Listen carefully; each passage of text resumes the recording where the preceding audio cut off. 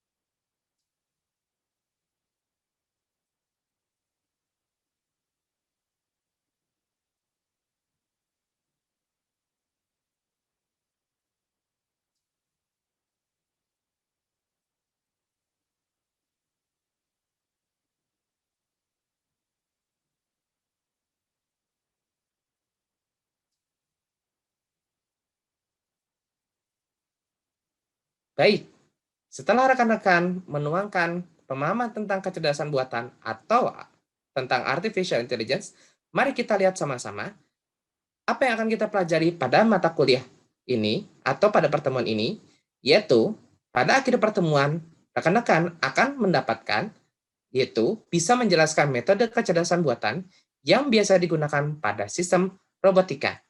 Mari kita bersama-sama lihat video berikut. Apa kamu pernah mendengar istilah artificial intelligence?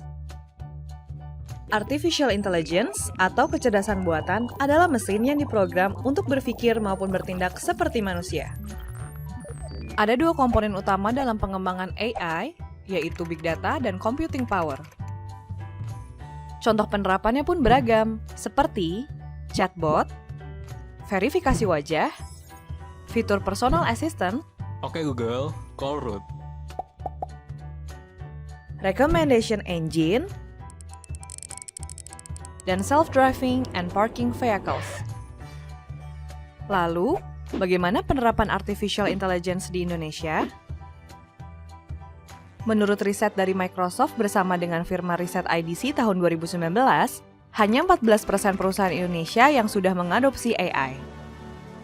Selanjutnya, menurut Oxford Insight, angka kesiapan adaptasi AI di pemerintahan Indonesia berada di peringkat 5 se-Asia Tenggara. Terdapat beberapa kendala dalam penerapan AI di Indonesia, seperti pengelolaan big data dan mindset inovasi. Untuk mengatasinya, SDM Indonesia perlu memiliki 3 skills utama, yaitu kemampuan analitis, pengambilan inisiatif, dan tentunya keterampilan IT. Bagaimana? Siapkah kamu untuk menghadapi tantangan ini? Nah, rekan-rekan semuanya, apakah rekan-rekan siap untuk masuk ke sistem yang disebutkan pada video tadi? Ketika rekan-rekan sudah melihat video tadi, apakah pemahaman yang tadi rekan-rekan tuangkan itu sudah sesuai? Nah, baik, kita akan lihat kecerdasan buatan atau artificial intelligence itu seperti apa. Ya, rekan-rekan pasti sangat sering mendengar kata kecerdasan buatan atau AI atau artificial intelligence. Berdasarkan akar katanya, sebetulnya yang kita bahas adalah kecerdasan yang dibuat. Dalam hal ini kecerdasan yang memang kita buat dalam sistem komputer. Memang biasanya dipelajari oleh sebagian dari ilmu komputer atau informatika. Hanya memang kecerdasan buatan ini berfungsi banyak untuk industri, sehingga kecerdasan buatan digunakan untuk robotika yang digunakan di industri juga. Nah, kecerdasan buatan ini digunakan memang supaya pekerjaan-pekerjaan manusia yang dibutuhkan di industri, misalkan, itu bisa diambil alih oleh kecerdasan buatan. Apakah AI ini kita bisa lihat dari berbagai sudut pandang? Tentu. Pertama, dari sudut pandang kecerdasan, tentu bahwa sebetulnya AI ini adalah kita menciptakan sebuah mesin yang cerdas. Berdasarkan sudut pandang penelitian, maka sebetulnya dari sisi sistem komputer, kita akan melakukan sesuatu yang sebaik dilakukan oleh manusia.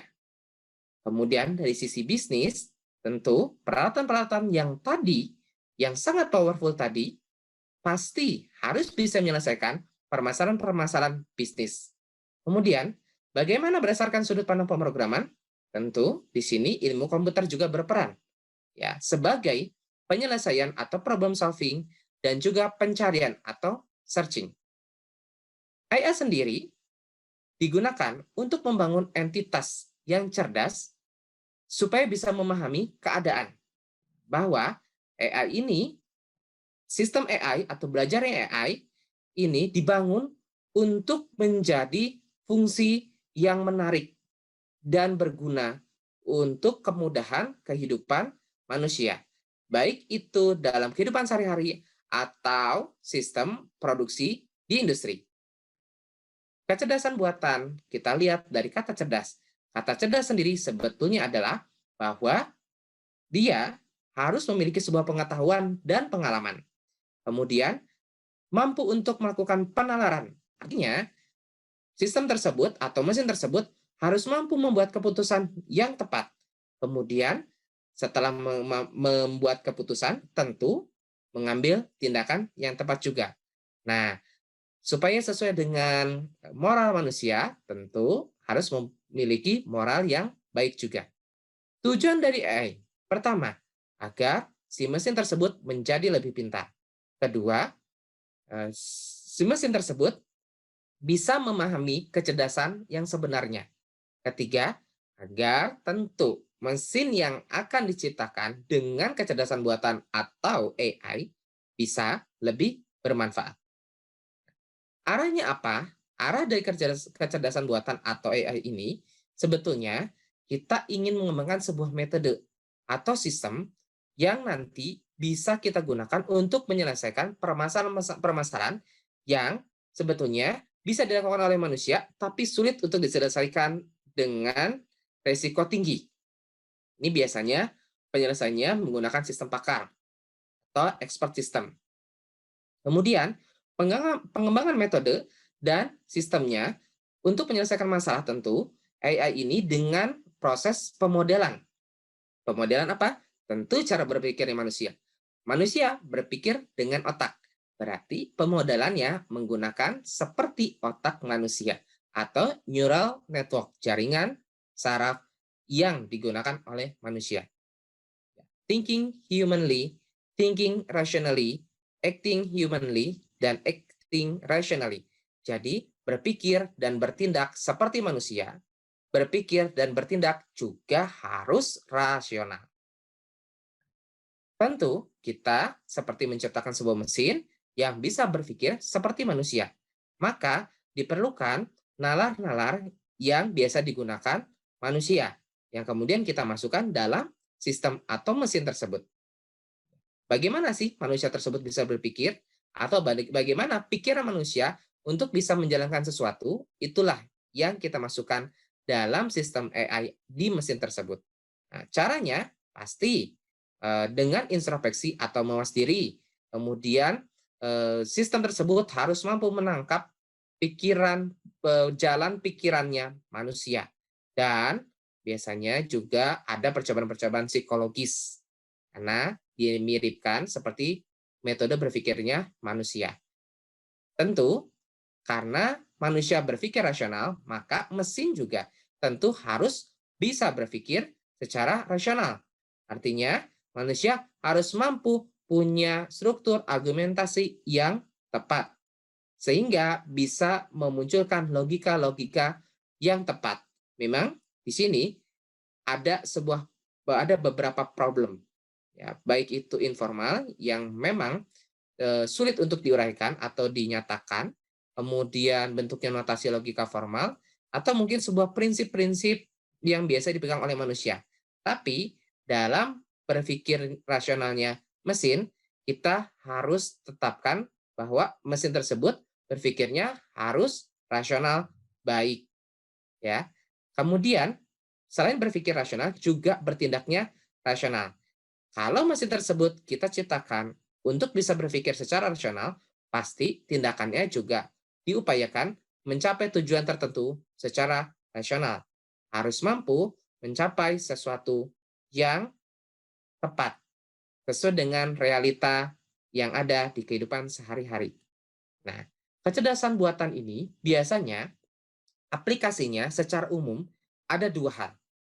Basisnya pengetahuan atau knowledge base. Isi-isinya ya fakta-fakta, keadaan-keadaan, teori pemikiran, kemudian hubungan antara satu dengan lainnya. Kemudian motor inferensi atau inference engine. Kemampuannya sehingga dia bisa menarik sebuah kesimpulan dari pengalaman.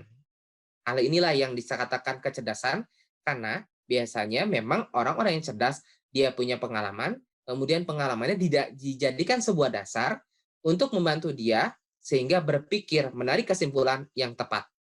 Tentu, komputer kita berikan basis pengetahuannya dulu, kemudian komputer juga diberikan motor inferensi supaya dia dari pengalaman-pengalamannya tersebut bisa memunculkan logika atau bisa menarik kesimpulan yang tepat, sehingga memunculkan solusi yang sesuai dengan realita atau solusi yang diinginkan. Tentu seperti itu. Nah, baik rekan-rekan semuanya, AI memang harus lulus tes. Ketika integrator tidak bisa membedakan dialog mana yang dilakukan dengan komputer dan mana yang dilakukan dengan manusia. Nah, di sini komputer sama manusia tentu punya pertanyaan dan jawaban yang sama dan nanti dilihat oleh integrator. Harus sesuai. Sejarahnya AI. Sebetulnya pada tahun 50-an, Alan Turing telah mengusulkan sistem tes untuk melihat apakah sebetulnya mesin bisa atau mungkin mesin tidak bisa. Dua hal tersebut. Apakah mesin bisa atau tidak bisa memberikan respon yang tepat dari serangkaian pertanyaan. Kalau misalkan mesin bisa melakukan jawaban yang tepat dari serangkaian pertanyaan tersebut, baru mesin tersebut dikatakan cerdas. Sehingga oleh John McCarthy dari MIT, istilah artificial intelligence akhirnya muncul di tahun 1956. pada dot mode conference. Nah, di konferensi tersebut barulah didefinisikan AI atau kecerdasan buatan itu adalah mengetahui dan memodelkan proses-proses berpikir manusia sehingga mesin kita desain agar dapat menirukan atau mengikuti sifat-sifat atau kelakuan manusia tersebut. Tentu sifat-sifat yang rasional dan baik ya. Nah, memang kemudian lanjut pada tahun 1956 sampai 1966 muncullah beberapa teori. Ada logic theories ya, pembuktian dari teorema matematis, kemudian SETSEM oleh Robert Lindsay 1960 juga membuat program yang dapat mengetahui sebuah kalimat sederhana, tentunya dalam bahasa Inggris pada saat tersebut.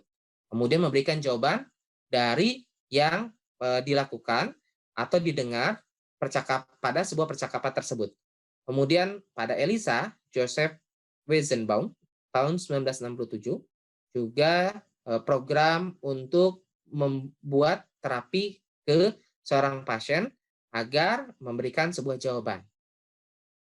Nah, maka apakah perbedaan antara pemrograman AI dengan konvensional? Tentu buat teman-teman yang sudah biasa melakukan pemrograman, mungkin masih agak bingung perbedaan antara keduanya apa. Mari kita lihat. Nah, pada komputasi konvensional atau ketika rekan-rekan membuat pemrograman konvensional atau pemrograman seperti biasa, ya kita akan berpikir pada sisi algoritma saja. Nah, sedangkan pada AI ada representasinya dan tentu manipulasi simbol juga. Kemudian, ketika membuat perintah komputer untuk menyelesaikan sebuah masalah, nah tentu di AI itu memberitahu komputer tentang suatu masalah tersebut. Kemudian, ketika pada komputasi konvensional itu memberi data kepada komputer dan program, kalau di AI, komputer diberi pengetahuan, kemudian mampu untuk juga membuat keputusan. Jadi dari pengetahuan atau pengalaman tersebut nanti diolah sehingga dia dapat memberikan keputusan yang tepat sesuai dengan pengetahuan atau pengalaman yang sudah dicapai selama ini. Itu yang dilakukan oleh AI atau Artificial Intelligence. Ruang lingkupnya AI. Ini memang beberapa jenis dari AI. Pertama adalah sistem pakar. Seakan-akan expert system atau sistem pakar ini membuat sebuah program komputer seperti dia memiliki keahlian yang bisa menyelesaikan masalah sesuai dengan sistem yang biasa dimiliki oleh seorang pakar. Misalkan, seakan-akan ada non-expert user atau orang yang tidak tahu, menau, kemudian punya pertanyaan, beberapa pertanyaan tersebut dilihat berdasarkan hasil dari pengetahuan dari pakar atau knowledge from an expert. Nah, hasil pengetahuan dari pakar itu kita lihat dari variabel-variabel pertanyaannya yang paling mendekati sesuai dengan apa yang disampaikan pakar, maka itu adalah jawaban yang tepat. Seperti itu. Yang kedua adalah pengolahan bahasa alami, natural language processing. Mungkin ini yang paling sering kita dengar seperti yang dilakukan pada Google Assistant atau Google Speech. Ya, jadi pada NLP atau Natural Language Processing ini sebetulnya seperti ada komunikasi antar komputer dengan manusia yang menggunakan bahasa sehari-hari. Ya, itu memang biasa yang digunakan di Siri atau Google Assistant atau Google Speech. Ketika kita menyebutkan kata tertentu, maka misalkan komputer menggunakan Google Speech tersebut tahu apa yang diinginkan. Kemudian tidak hanya sekedar tahu, diolah, masukkan sebagai pengetahuan juga, kemudian masukan tersebut juga bisa disimpan. Sehingga nanti kalau satu waktu kita memanggil dengan kata yang sama atau kalimat yang sama, sistem ini atau NLP ini akan mudah untuk memberikan jawaban yang lebih tepat atau paling tepat. Kemudian yang ketiga adalah pengenalan ucapan atau speech recognition atau mengetahui berbagai ucapan sehingga ucapan-ucapan manusia ini bisa dijadikan komunikasi dengan komputer menggunakan suara. Ini mungkin rekan-rekan pernah dengar speech recognition ini seperti yang digunakan pada film Iron Man. Ketika Iron Man berbicara dengan Freddy atau Jarvis, sebelumnya namanya Jarvis, kemudian berubah menjadi Freddy, kemudian Iron Man berkomunikasi dengan Jarvis tersebut, komunikasinya tentu harus ada speech recognition supaya komputer atau Jarvis atau Freddy mengerti apa yang diucapkan oleh Iron Man. Seperti itu. Sama juga seperti Google Assistant, ketika kita meminta open a browser, maka komputer atau handphone akan membuka sebuah browser. Kemudian turn off alarm, berarti handphone atau device nanti akan menyalakan alarm. Atau save dokumen, maka device akan melakukan penyimpanan data atau dokumen. Turn on music, maka komputer atau device atau handphone akan menyalakan musik. Kemudian yang keempat, robotika dan sistem sensor. Tentu AI ini arahannya juga untuk sistem robotik. Kalau sistem robotik tentu sudah banyak sensor dan aktuator yang digunakan. Nah, robotik ini digunakan juga di industri manufaktur. Seperti yang terlihat pada gambar, bahwa di sini industri manufaktur otomotif yang menggunakan lengan robot atau arm robotik. Lengan-lengan robot ini sebelumnya sudah diberikan pengetahuan terkait dengan titik-titik koordinat tertentu yang harus dilakukan. Misalkan robot tersebut melakukan proses pengecatan, maka pengecatan yang harus dilakukan oleh sebuah lengan robot itu dari kanan ke kiri atau dari atas ke bawah atau posisi-posisi tertentu. Koordinatnya sudah ditentukan. Nah, suatu saat robot tersebut harus belajar sehingga dia bisa melakukannya dengan lebih cepat lagi dan lebih tepat lagi. Begitu yang dilakukan sehingga apa yang dilakukan itu bisa lebih baik dan produk dari manufakturnya akan juga lebih baik, lebih cepat, lebih tepat, dan lebih efektif serta efisien. Computer vision.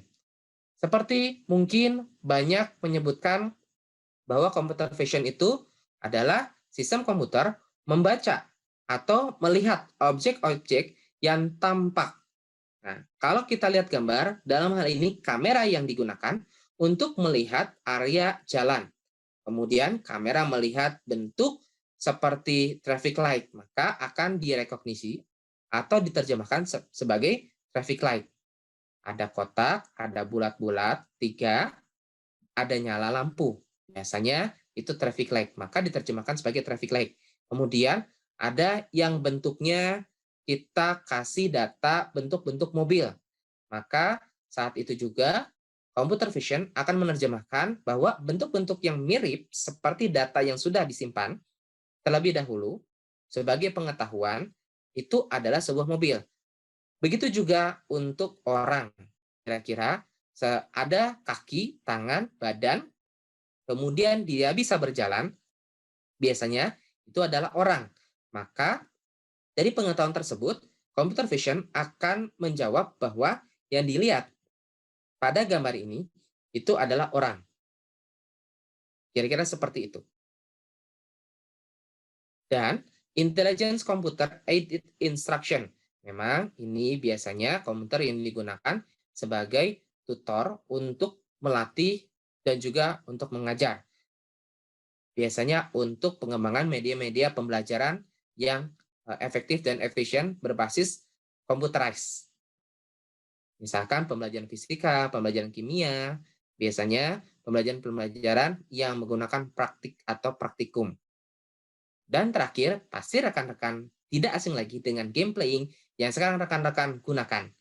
Baik itu menggunakan gambar seperti yang ada di sebelah kanan, menggunakan kacamata, kemudian melihat sisi lain pada kacamata tersebut, kemudian rekan-rekan bisa berjalan mengikuti area yang ada di penglihatan rekan-rekan, atau juga rekan-rekan bisa menggerakkannya, kemudian bisa melakukan aksi-aksi tertentu. Tentu, game playing ini juga menggunakan sistem artificial intelligence. Nah, maka kita lihat, sebetulnya perbedaan dari kecerdasan alami dan buatan apa? Nah, kecerdasan buatan tentu bersifat permanen, sedangkan kecerdasan alami satu waktu lambat laun akan mengalami perubahan. Kemudian, pada kecerdasan buatan lebih mudah diduplikasi dan disebarkan. Sedangkan pada kecerdasan alami, transfer prosesnya dari manusia satu ke manusia yang lainnya membutuhkan proses yang lumayan lama. Kalau kecerdasan buatan sudah satu sistem komputer, atau kalau sekarang sudah terhubung ke internet, itu bisa lebih mudah lagi menduplikasi dan menyebarkan informasinya. Kemudian pada AI, secara biaya itu pasti lebih murah dibandingkan kecerdasan alami yang lebih mahal. Karena memang kadang-kadang untuk mendatangkan orang untuk bisa bekerja pada satu lahan pekerjaan atau pada profesi tertentu, tentu perusahaan harus membayarnya lebih mahal dibandingkan dengan kita menggunakan sebuah robot yang bisa lebih cerdas, sehingga dia pun bisa digunakan lebih lama lagi. Maka secara biaya akan jadi lebih murah. Kemudian, pada AI tentu dia akan konsisten, sedangkan kecerdasan alami yang dilakukan manusia terkadang-kadang sering berubah-ubah. Ya, itulah sifat manusia. Kemudian, pada AI dapat didokumentasikan. Kalau ada gambar, kalau ada suara, itu bisa langsung disimpan data-datanya, sehingga satu saat kalau untuk membuka file-file tersebut, atau AI sendiri membuka file-file tersebut sebagai bahan pembelajaran, itu bisa lebih mudah. Sedangkan kalau pada kecerdasan alami, ada beberapa yang sulit mereproduksinya lagi menjadi data-data tertentu. Nah, AI tentu lebih cepat dibandingkan kecerdasan alami. Kemudian pengerjaannya juga bisa lebih baik, karena AI banyak belajar, baik itu dari pengetahuan yang sudah didapatkan maupun juga dari pengalaman. Sehingga bisa lebih baik dibandingkan kecerdasan alami yang terkadang kurang teliti. Nah, rekan-rekan semuanya, kita beralih mengerucut pada metode kecerdasan buatan yang digunakan pada robotika. Biasanya menggunakan metode soft computing. Metode soft computing ini merupakan inovasi baru untuk membangun sebuah sistem cerdas, yaitu sistem yang memiliki keahlian seperti manusia. Tentu memang manusia kan beradaptasi, belajar, kemudian bisa bekerja dari hasil adaptasi dan belajar tersebut, sehingga bisa jadi lebih baik untuk merubah keadaan atau sesuai dengan realita. Nah, soft computing ini belajar seperti yang dilakukan manusia. Hanya nanti pasti dia akan lebih baik lagi, karena pembelajarannya akan lebih cepat dan tepat. Prof. Lotfi Azadeh tahun 92 sudah menyatakan bahwa soft computing ini memang mengeksploitasi adanya toleransi terhadap ketidakpastian, ketidaktepatan, dan kebenaran parsial. Sehingga tidak ada masalah ketidakpastian, ketidaktepatan, dan kebenaran parsial tersebut bisa diselesaikan, bisa dikendalikan dengan soft computing. Sehingga sesuai dengan realitanya. Nah, apa saja soft computing itu? Pertama, sistem fuzzy. Atau ada, kalau di sistem controllernya namanya fuzzy logic controller. Sistem fuzzy ini mengakomodasi ketidaktepatan dari sistem-sistem yang dianggap buram, sehingga nanti kita bisa memberikan jawaban atau bisa memberikan keputusan yang tepat sesuai dengan hal-hal bias atau buram tersebut. Kemudian jaringan syaraf atau jaringan saraf tiruan sebenarnya, atau biasanya mengenalnya dengan neural network, jaringan syaraf gitu ya, atau artificial neural network, ANN, jaringan syaraf tiruan. Ini digunakan atau diprogram sesuai dengan proses berpikirnya neuron pada manusia, atau syaraf atau jaringan syarafnya pada manusia menggunakan sisi pembelajaran. Probabilistic reasoning mengakomodasi ketidakpastian. Probabilistik ini mengakomodasi memang sisi pada peluang atau mengadaptasi yang dilakukan oleh sistem peluang. Melihat peluang tertinggi menjadikan nilai yang harus diambil sehingga bisa memutuskan sebetulnya permasalahan-permasalahan tertentu disebabkan oleh hal apa. Misal yang ada di depan, seperti kanker yang terjadi pada paru. Apakah kanker pada paru itu disebabkan oleh merokok atau mungkin polusi udara. Nah, dari kedua hal ini itu bisa dilihat kira-kira perbandingannya, peluangnya lebih tinggi mana reasoningnya. Nah, dengan probabilistic reasoning ini kita bisa mendapatkan jawaban lebih tepat. Dan yang terakhir, evolutionary computing. Ini adalah metode optimasi yang biasanya digunakan seperti metode algoritma genetika. Ya, memang ini biasa dilakukan seperti model-model atau sistem-sistem di genetika. Nah, baik rekan semuanya, apakah rekan-rekan sudah mendapatkan berbagai jawaban terkait dengan artificial intelligence? Tentu rekan-rekan semuanya sudah bisa menyampaikan apa yang dimaksud dengan artificial intelligence, kemudian rekan-rekan juga pasti sudah tahu jenis-jenis dari artificial intelligence sendiri. Nah, baik rekan-rekan semuanya, mungkin untuk pertemuan kali ini itu tentang pembahasan metode kecerdasan buatan yang biasa digunakan pada robotika sudah disampaikan. Maka rekan-rekan silakan persiapkan pada pertemuan depan kita akan membahas tentang fuzzy logic control, kemudian kita juga akan membahas tentang jaringan saraf tiruan. Rekan-rekan semuanya, selamat melanjutkan aktivitas. Terima kasih. Wassalamualaikum warahmatullahi wabarakatuh.